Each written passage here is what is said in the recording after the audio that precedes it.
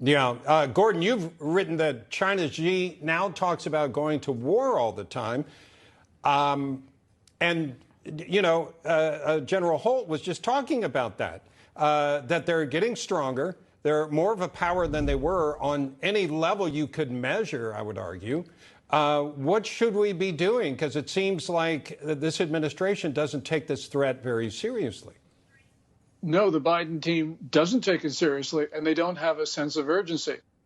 As General Holt just said, Xi Jinping has cleared out his political opponents, and that means he's no longer hearing moderate voices that would rein him in from what he wants to do, which is military misadventure abroad. And he's been fueled by this extreme ideological resentment of the United States.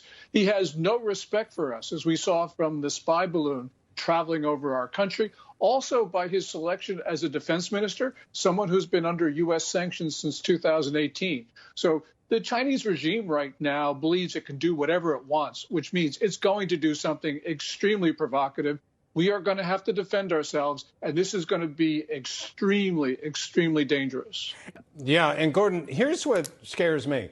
Obviously, a military threat is one thing that we have to take seriously, even though the administration doesn't seem to. But it seems like there's already an asymmetrical war going on, that there are cyber attacks, that the balloon is just, I get the feeling that wasn't an accident, that there are many levels. We've got TikTok collecting information that they will use in some fashion down the road.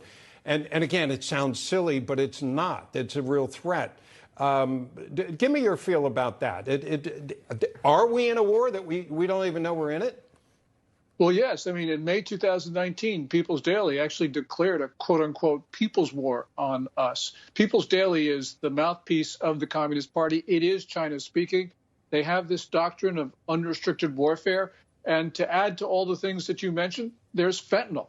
In China's total surveillance state, the Communist Party knows what the fentanyl gangs are doing. The fentanyl gangs even launder their profits through the Chinese state banking system. And that means that the 80 or so thousand Americans who died from doses of illegal Chinese fentanyl last year, we should consider them to be murdered. And we should be taking actions which are appropriate to defend our country and to impose costs on China so that Beijing stops killing Americans.